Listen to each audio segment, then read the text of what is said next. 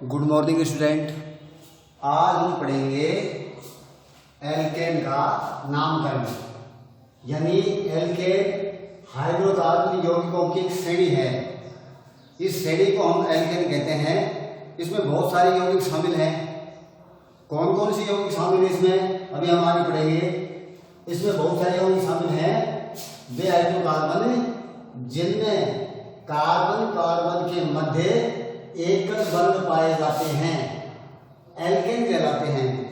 यानी वो सारे यौगिक एल्केन कहलाते हैं जिनमें कार्बन कार्बन के मध्य कार्बन कार्बन परमाणु के मध्य केवल एकल बंध पाए जाते हैं। सारे एकल बंध होते हैं, उनको एल्केन कहते हैं। सभी यौगिकों को एल्केन का सामान्य सूत्र है CnH2n+2। इसको समझने की कोशिश करो। CnH2n+2 ये एल्केन का सूत्र है। क्या मतलब है इसका? C का मतलब है कार्बन, N का मतलब कार्बन की संख्या। कार्बन की संख्या 1 2 3 4 5 6 7 8 कुछ भी ले लेंगे। अच्छा, उसके बाद में वैसे यौगिक बनता जाएगा। कार्बन अगर मान लीजिए जितने लेते हैं Cn का मतलब कार्बन की संख्या, N यानी कार्बन की संख्या, Cn कार्बन, H यानी हाइड्रोजन और हाइड्रोजन 2n। जितने कार्बन ले उससे दुगने हाइड्रोजन ले। कार्बन 1 ले तो हाइड्रोजन 2 और फिर दुगने में 2 और जोड़ ले। इसका मतलब यह हुआ कि कार्बन से दुगने हाइड्रोजन से 2 ज्यादा अगर हाइड्रोजन हैं, दुगने से 2 ज्यादा हैं, तो वो सभी यौगिक एल्केन कहलाते हैं। कार्बन के दुगने से 2 ज्यादा हाइड्रोजन, कार्बन 1 लेंगे, 1 का दुगना 2 और 2 में 2 जोड़ो 4 होंगे, तो कार्बन 1 लेंगे तो हाइड्रोजन 4 होंगे। जैसे CH4। अब यहां पर अंक थोड़ा छोटा लगाएंगे। CH4 कार्बन 1 लिया तो हाइड्रोजन कितने हैं?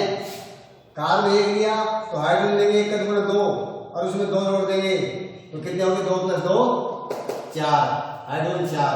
दुगने से 2 ज्यादा, +2 लिख रखा है, दुगना करके और उसमें 2 और जोड़ना पड़ेगा। जैसे मान लीजिए ले लिया C2H6, ये अगला यौगिक है C2H6। तो इसमें कार्बन 2 लिए तो 2 के दुगने करो 4 और 4 में 2 और जोड़ो 6, तो कार्बन 2 है तो हाइड्रोजन कितने होंगे? 6 होंगे, दुगने से 2 ज्यादा। इनको हम एल्केन कहेंगे। इसी प्रकार अगर कार्बन 3 ले लेंगे, N का मान 3 रख देंगे तो इसका मान हो जाएगा हाइड्रोजन का 3 × 6, हाइड्रोजन 6 और प्लस उसमें 2 जोड़ो कितने हो जाएंगे? 8। तो C3H8, CH4, C2H6, C3H8। अगर कार्बन हमने 4 ले लिए तो हाइड्रोजन 4 के दुगने 8 और उसमें 2 जोड़ दो 8 + 2 10, तो हाइड्रोजन कितने होंगे? 10। तो ये हो गया मेथेन, एथेन, प्रोपेन, ब्यूटेन। इस तरह से हम एल्केन किसको कहेंगे? वे यौगिक जिनमें कार्बन से दुगने से 2 ज्यादा हाइड्रोजन होते हैं, कार्बन के दुगने से भी 2 ज्यादा हाइड्रोजन होते हैं, उन यौगिकों को हम एल्केन कहते हैं। अर्थात इनके एकल बंध पाए जाते हैं। तो ये तो था इनके कुछ उदाहरण। इसको सूत्र पर लिखें, एल्केन ऐसे बनेंगे। और एल्केन संतृप्त यौगिक है। संतृप्त का मतलब जब पर्याप्त मात्रा में हाइड्रोजन होती है तो उन यौगिकों को हम संतृप्त यौगिक कह देते हैं। और पर्याप्त हाइड्रोजन नहीं होती है तो फिर मजबूरी में कार्बन कार्बन के बीच में द्विबंध भी बन जाते हैं, त्रिबंध भी बन जाते हैं हाइड्रोजन की कमी के कारण। उन दोनों तरह के यौगिकों को हम असंतृप्त यौगिक कहते हैं। जैसे एल्कीन और एल्काइन, ये दोनों ही श्रृंखलाएं, दोनों ही श्रेणियां असंतृप्त यौगिकों की है और एल्केन संतृप्त यौगिक हैं। अब बात आती है नामकरण की।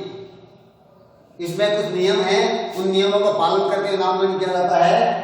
सबसे पहले सबसे लंबी कार्बन श्रृंखला का चयन करते हैं। सबसे लंबी कार्बन श्रृंखला का चयन कैसे करेंगे?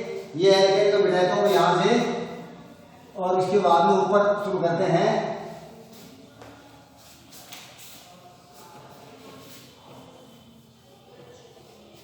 सबसे लंबी कार्बन श्रृंखला का चयन करते हैं। जैसे एक उदाहरण लेते हैं इसमें, जैसे प्रोपेन का ले लिया या ब्यूटेन का ले लिया। जैसे पेंटेन का उदाहरण ले लिया तो पेंटेन में देखिए एक कार्बन, दो कार्बन, तीन कार्बन, चार कार्बन, पांच कार्बन, पांच कार्बन की कोई श्रृंखला ले ली पेंटेन। और इसमें देखिए क्या कहते हैं इसको, एक दो तीन चार पांच, और 500 कार्बन के बीच में एक बंध है। अच्छा, इसके बाद में बाकी इसका हाइड्रोजन कैसे जोड़े, इस कार्बन का एक बंध है तो 3 बंध हाइड्रोजन से पूरे हो जाएंगे इसके। इस कार्बन में भी 2 बंध है, इसमें 2 बंध है बीच वालों में, दो है, एक बाई और दाई साइड में, तो 2 हाइड्रोजन जोड़ देंगे। इसमें 2 बंध है, 1 और 2, इसमें भी 2 हाइड्रोजन जोड़ देंगे, इसमें भी 2 हाइड्रोजन जोड़ देंगे, इसमें 3 जोड़ेंगे क्योंकि इसमें एक ही बंध है। इस तरह से इसको ऐसे लिख सकते हैं, इसको ऐसे भी लिख सकते हैं, CH3 CH2 CH2 CH2 1 2 3 4 carbon और एक ये CH3। इसको ऐसे लिखा जा सकता है। अब इसको नाम कैसे दें, किस तरह नाम दें? देखो, सबसे लंबी कार्बन श्रृंखला का चयन करते हैं, 1 2 3 4 5, तो 5 कार्बन है। तो कल भी आपको बताया था 5 के लिए, 5 कार्बन के लिए आएगा पेंट। क्या आएगा? पेंट। और प्लस बंध कितने हैं कार्बन कार्बन के बीच में? कोई द्विबंध है क्या? नहीं है। त्रिबंध है? नहीं है। सारे एकल बंध हैं, एन लग जाएगा, पेंट प्लस एन, तो ये बन जाएगा पेंटेन। और पेंटेन में भी नॉर्मल पेंटेन लिख देंगे, पेंटेन, क्योंकि एक सीधी श्रृंखला है, पूरी एक सीधी श्रृंखला है, इसमें कोई शाखा ही नहीं है। तो नॉर्मल पेंटेन में इसको एन भी लगा सकते हैं और सीधा पेंटेन भी लिख सकते हैं, सीधा सीधा। इस तरह से इसका नाम हो गया पेंटेन। अब इसी तरह से मान लीजिए इसको इस तरह लें, इसको मिटा देता हूं,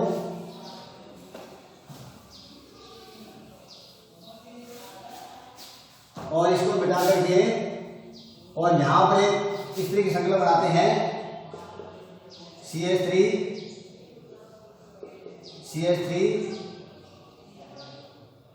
और ये होगा CH, एक बंद हो गया, 2 बंद हो गया, 3 बंद, 4 बंद, फिर CH2 1 2 3 4 5। अब ये 5 कार्बन का एक यौगिक है, क्या इसको पेंटेन कह सकते हैं हम? नहीं, अब ये पेंटेन नहीं रहा, अब ये दूसरा यौगिक बन गया। कैसे बन गया?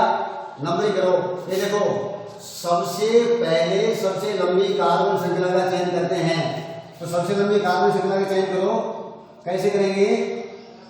एक कार्बन, चाहे तो यहां ले लो, 1 कार्बन, 2 कार्बन, 3 कार्बन, 4 कार्बन, ये इधर शाखा है, इसको हम हाथ कराएंगे, जब ले लें 1 2 3 4, तो 4 कार्बन की श्रृंखला बनेगी। नाम इसको नंबरिंग देते हैं कार्बन को, नंबर 1, नंबर 2, नंबर 3, नंबर 4। अब इसको क्या कहते हैं, इसको ये 4 कार्बन की श्रृंखला बन गई, तो 4 के लिए क्या शब्द आता है? ब्यूट आता है, ब्यूट आता है। तो ये ब्यूट तो लगेगा, ब्यूट, और प्लस एकल बंध है तो लग जाएगा एन, तो ब्यूटेन तो बढ़ेगा, उसे ये एक प्रतिस्थापी समूह है। यहाँ पर ये क्या है? इसको तो मुख्य श्रृंखला कहते हैं, 1 2 3 4, ये 4 तक की मुख्य श्रृंखला, और इस मुख्य श्रृंखला कहते हैं। और इस मुख्य श्रृंखला के बाहर ये समूह को प्रतिस्थापी समूह कह सकते हैं। अगर समझ में नहीं आ रहा हो तो इसको ऐसे करके देख लेना, ये CH3 इस कार्बन से जुड़ा है, ये CH3 इसी 2 नंबर वाले कार्बन से जुड़ा है। आप इसको ऐसे करके देख सकते हैं, इस तरह से। अगर मान लीजिए आपकी दिक्कत आती है कोई, तो इसको ऐसे भी देख सकते हैं। और ये दूसरे कार्बन से ऐसे जुड़ा है, ये ऐसे जुड़ा है, हम इसको ऐसे कर सकते हैं। तो बताइए, 1 2 3 4 मतलब 4 कार्बन की श्रृंखला है, और क्या नाम इसका, इसको नाम दीजिए तो 4 कार्बन ब्यू और 1 कार्बन है तो एन, ब्यूटेन। और आपको पहले बताया गया है कि मुख्य श्रृंखला के बाद में समूह रखे जाते हैं। और ये देखो बिंदु नंबर 3, यौगिक का नाम लिखते समय प्रतिस्थापियों का नाम पहले लिखा जाता है। तो प्रतिस्थापी याद है मेथिल समूह। कौन सा समूह है? मेथिल समूह। तो यहां तो लिखेंगे मेथिल। कितने नंबर के कार्बन में मेथिल है? 2 नंबर में है, तो यहां लिखेंगे 2 मेथिल, 2 मेथिल। और ये होगा ब्यूट प्लस एन यानी ब्यूटेन, ब्यूटेन। तो ये इसका नाम हो गया 2 मेथिल ब्यूटेन। इस तरह से ये 2 मेथिल ब्यूटेन एक यौगिक है। और इस तरह से नंबरिंग देंगे 1 2 3 4 कार्बन और दूसरे कार्बन में समूह जुड़ा हुआ है मेथिल समूह। CH3 का मतलब मेथिल समूह। और इस तरह से ये 2 मेथिल या दूसरे कार्बन में मेथिल जुड़ा हुआ है और 4 कार्बन का यौगिक है ब्यूटेन है। इस प्रकार से हम इसको बता सकते हैं, समझा सकते हैं। और इसके बाद में अगला यौगिक लेते हैं। अगली बात को देखते हैं। ये कुछ 3-4 उदाहरण हैं। अब मान लीजिए इसको नाम देना अपने को, कैसे नाम देंगे? सबसे पहले नंबरिंग करेंगे कार्बन की। नंबरिंग किस तरह करें? 1 2 3। इधर से भी देखें, दूसरे नंबर पे ये समूह आ रहे हैं, प्रतिस्थापी समूह है ये। तो मेन श्रृंखला होगी पूरी बीच की 1, ये 2 और ये 3। 3 कार्बन का एक यौगिक है, 3 कार्बन की एक लंबी सी श्रृंखला है। अब इसमें मान लीजिए ये 3 कार्बन हो गए, ये प्रतिस्थापी समूह है मेथिल समूह, और ये भी समूह है मेथिल समूह। 2 मेथिल समूह जुड़े हुए हैं। तो नाम कैसे देंगे इसको? नाम इस तरह देंगे जैसे दूसरे कार्बन पर मेथिल है, तो कितने मेथिल हैं? 2 मेथिल हैं। तो यहाँ पर देखिए ये क्या नाम, उसमें यदि एक से अधिक समान प्रतिस्थापी समूह हो तो उनकी संख्या दर्शाने के लिए 1 को मोनो, 2 को डाई। तो 2 है तो क्या लिखेंगे? डाई लिखेंगे। कैसे लिखेंगे? पहले कौन से कार्बन में मेथिल समूह आ रहा है? दूसरे कार्बन में, तो यहाँ लिखेंगे 2 2। ये मेथिल भी दूसरे कार्बन पे, ये मेथिल भी दूसरे कार्बन पे। तो ये इसके नंबर है कार्बन के। दूसरे में मेथिल, दूसरे कार्बन में मेथिल है, तो 2 2। और यहाँ लगाएंगे हाइफन, यदि किस तरह का हाइफन लगाएंगे अंक को शब्दों के बीच में। डाई मेथिल, ये डाई शब्द क्यों लगा? 2 मेथिल हैं और डाई के 2 का मतलब डाई और 3 का मतलब ट्राई, 1 का मतलब मोनो। तो di methyl 2 di methyl, 2 di methyl. दूसरे कार्बन पे मेथिल और फिर दूसरे कार्बन पे मेथिल, दोनों मेथिल समूह दूसरे कार्बन पर ही हैं। तो यहाँ पे लिखा जाएगा 2 2 बार लिखेंगे 2 और 2 मेथिल है तो लिखेंगे डाई मेथिल। यहाँ लगा दिया हाइफन, यहाँ लगा दिया कॉमा, और उसके बाद में फिर वो लिख देंगे कितने कार्बन का यौगिक है? 1 2 3 कार्बन का यौगिक है, 1 कार्बन वाला है। तो 3 का मतलब प्रोप और 1 कार्बन है तो n, prop plus n, propane. ये तो होगा प्रोपेन। 3 कार्बन का यौगिक है। कार्बन के नंबर से पता चलता है 3 कार्बन के यौगिक यानी प्रोप प्लस एन। 1 कार्बन है तो एन, 3 कार्बन तो प्रोप प्लस एन, प्रोपेन। और ये प्रतिस्थापी समूह कैसे लिखेंगे?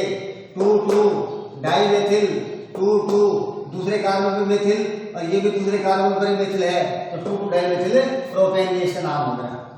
अच्छा, इसका नाम अगर करना चाहे तो इसको कैसे करें? नंबरिंग दो, 1 2 3 4 5 6 इस तरह दे सकते हैं हम नंबरिंग। और ऐसे दे सकते हैं 1 2 3 4 5 6, वही 6 आएंगे। इधर से नंबरिंग कर सकते हैं 1 2 3 4 5 6। इधर से करके देखें 1 2 3 4 की बनती है। इधर देखो, अगर मान लीजिए नंबरिंग हम ऐसे करते हैं तो भी ठीक है, सीधी करते हैं तो भी ठीक है। 1 2 3 4 5 6 और 1 2 3 4 5 6, तो हम ऐसे सीधे कर देते हैं। नंबरिंग इधर से करें, इधर से करें, इधर से कर सकते हैं 1 2 3 4 5 6। अब प्रतिस्थापी समूह पहले किधर से आ रहा है? 1 2 तीसरे कार्बन में प्रतिस्थापी समूह आया, इधर से नंबरिंग शुरू करेंगे, 1 2 तीसरे कार्बन में प्रतिस्थापी समूह आया, दोनों तो बराबर आ रहे हैं, तो नंबरिंग हम बाईं ओर से भी कर सकते हैं, दाईं ओर से भी कर सकते हैं, लेकिन अब भी थोड़ा सा रह गया। 1 2 3 नंबर से प्रतिस्थापी समूह शुरू हो गया, 1 2 3 इधर भी तीसरे नंबर पे प्रतिस्थापी समूह आ रहा है। अब दोनों तरफ समान रूप से प्रतिस्थापी समूह आ रहे हैं, समान अंकों पे, तो बताओ बाईं ओर से नंबरिंग करें कार्बन को, दाईं ओर से। अब यहाँ पर देखो, इस समूह को बोलते हैं एथिल, यानी CH3 CH2, ये समूह कहलाता है एथिल। और ये जो होता है CH3, ये समूह कहलाता है मेथिल। तो यहाँ पर ये तो समूह होगा मेथिल, ये समूह होगा एथिल। तो मेथिल में पहला अक्षर आता है M और एथिल में आता है E।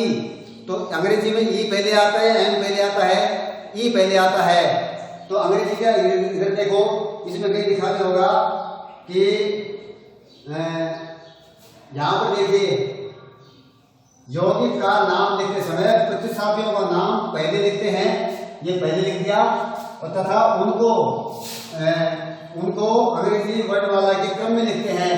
जो प्रतिस्थापी का नाम पहले आता है उसको पहले लिखा जाएगा, जिसका नाम बाद में आता है उसको बाद में लिखा जाएगा। यानी एथिल पहले आता है, ई पहले आता है अंग्रेजी में, तो एथिल को पहले लिखेंगे, मेथिल में बाद में आता है जिसको बाद में लिखेंगे। और नंबरिंग ऐसे कर देंगे, 1 2 3 4 5 6 कार्बन का यौगिक बनेगा, एकल बंध है, 6 के लिए हेक्स और एकल बंध है तो n, hex plus n, hexane बनना है, ये यौगिक बनेगा हेक्सेन। क्या बनेगा ये यौगिक? हेक्सेन। यहां लिख देता हूं हेक्सेन। हेक्सेन में एक ही आएगा, हेक्सेन, यौगिक हेक्सेन बनेगा। लेकिन इसमें देखो प्रतिस्थापक समूह कौन से आगे, एक तो ये आ रहा है और एक ये आ रहा है, तो पहले कौन सा, पहले एथिल को लिखेंगे, एथिल को लिख दिया, कैसे लिखा, 3 एथिल, 3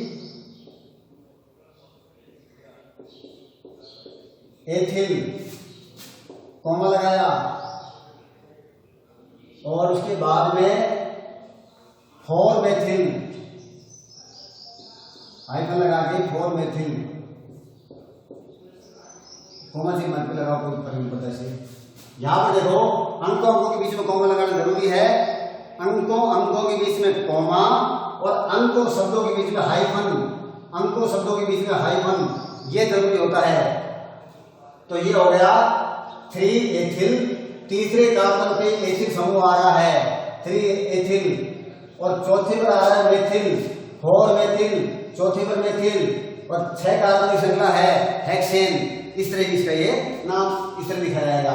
इसको देखो, 1 2 3 4 कार्बन का यौगिक बनना है, 4 यानी ब्यूट, कार्बन 4 यानी ब्यूट, और एकल बने एन, ब्यूटेन बनना है ये। और उसमें इसको देखो, इधर भी दूसरे कार्बन पे ये Cl आ गया क्लोराइड, इधर भी दूसरे कार्बन पे ब्रोमाइड आ गया, दोनों और दूसरे कार्बन में प्रतिस्थापी समूह आ रहे हैं। नंबरिंग बताओ किधर से करें, ब्रोमीन में बी आता है, क्लोरीन में सी आता है। अंग्रेजी में पहले बी आएगा, पहले सी आएगा, अंग्रेजी में पहले बी आता है, तो इधर से कर देंगे नंबरिंग 1 2 3 4, इस तरह से नंबरिंग कर दी। तो इस तरह से अब इसको नाम देंगे, नाम कैसे देंगे, ये प्रतिस्थापी समूह है क्लोरीन, ये सी कार्बन, ये क्लोरीन नहीं है, ये ब्रोमीन है। तो बताओ, ये आप बोले मत लगाना, आपको बताने के लिए मैं समझा रहा हूं, आप तो ऐसे सीधे से नाम लिख देंगे। तो यहां पर देखिए, ये लिखेंगे 2 ब्रोमो, 2 करके हाइफन लगाएंगे, ब्रोमो, 2 ब्रोमो, और 3 तीसरे कार्बन पे क्या है, क्लोरो, ब्रोमो क्लोरो, आयोडीन होता था आयोडो, क्लोरीन होता तो फ्लोरो, क्लोरो फ्लोरो ब्रोमो आयोडो, इस तरह से OH होता तो हाइड्रो लगाते। तो ये इस तरह से Cl है तो क्लोरो, Br है तो ब्रोमो, I होता तो आयोडो, और F होता तो फ्लोरो। ये इस तरह की गैसें हैं, इस तरह की, उनको इस तरह लिखा जाता है। तो 2 ब्रोमो, 3 क्लोरो, 3 क्लोरो और उसके बाद हम नाम लिख देंगे 4 कार्बन के यौगिक है तो लिख देंगे ब्यूटेन, ब्यूटेन ऐसे लिख देंगे।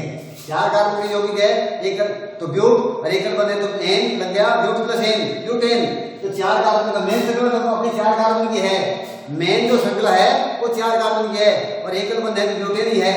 लेकिन इसमें प्रतिस्थापी समूह कौन कौन से हैं वो पहले लिखने पड़ेंगे, यानी 2 ब्रोमो दूसरे कार्बन में ब्रोमीन और 3 क्लोरो तीसरे कार्बन में क्लोरीन है। इस तरह इसको ये प्रतिस्थापी समूह है।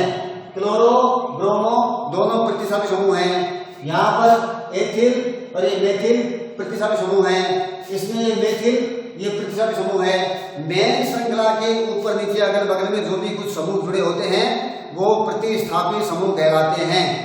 इनको हम प्रतिस्थापी समूह कह देते हैं और मेन श्रृंखला से कार्बन की संख्या निर्धारित होती है।